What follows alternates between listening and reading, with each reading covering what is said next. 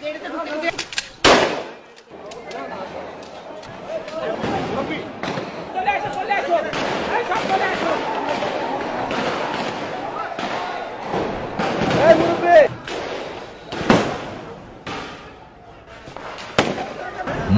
দিলকুশার বিভিন্ন অফিসের নিচে আশ্রয় নেয়া অসহায় মানুষদের উপর নির্বিচার হত্যাযজ্ঞ, বেধড়ক লাঠিচার্জ করে আইন শৃঙ্খলা বাহিনী। তাদের নৃশংস তাণ্ডব থেকে জীবন বাঁচাতে ফুটপাত, অলিগলি, ছোট ছোট ভবনের ছাদ, কোথাও আশ্রয় নিয়ে টিকতে পারল না দেশের প্রত্যন্ত গ্রাম থেকে আসা ইসলাম প্রিয় সব মানুষ।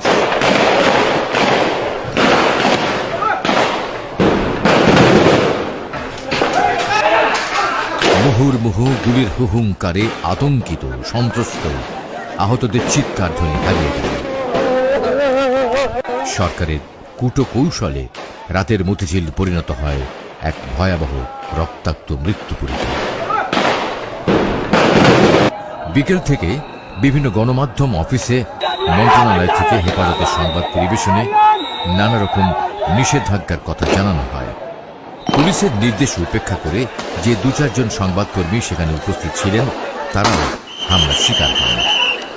মতিঝিলে যৌথ বাহিনীর অপারেশন চলাকালে সরকার বিরোধী মনোভাবাপন্ন দিগন্ত টেলিভিশন ও ইসলামিক টেলিভিশনের সম্প্রচার বন্ধ করে দেয়া হয়, জব্দ করা হয় গুরুত্বপূর্ণ যন্ত্রপাতি।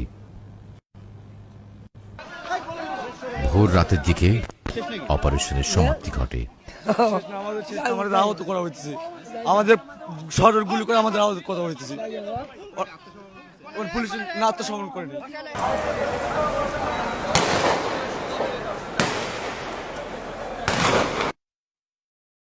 একটি জাতীয় দৈনিকের অনুসন্ধানী প্রতিবেদনে বলা হয়েছে ৬ মের এই অভিযানে ১.৫ লক্ষাধিক রাউন্ড গোলাবারুদ ব্যবহার করা হয়।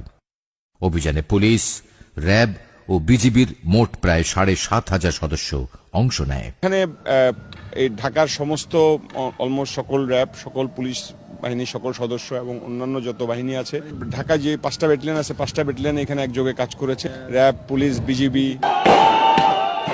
অভিযানে কতজন নিহত হয়েছে তা নির্ণয় করা যায়নি। সরকারি প্রেস নোটে ১১ জনের কথা বলা হলেও সাধারণ মানুষের ধারণা মৃত্যুর সংখ্যা হাজারেরও উপরে।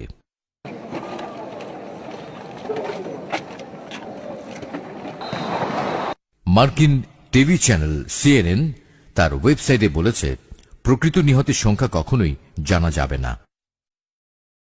প্রভাবশালী ব্রিটিশ সাময়িকী দ্য ইকোনমিস্ট বলেছে অন্তত ৫০ জন নিহত হয়েছে।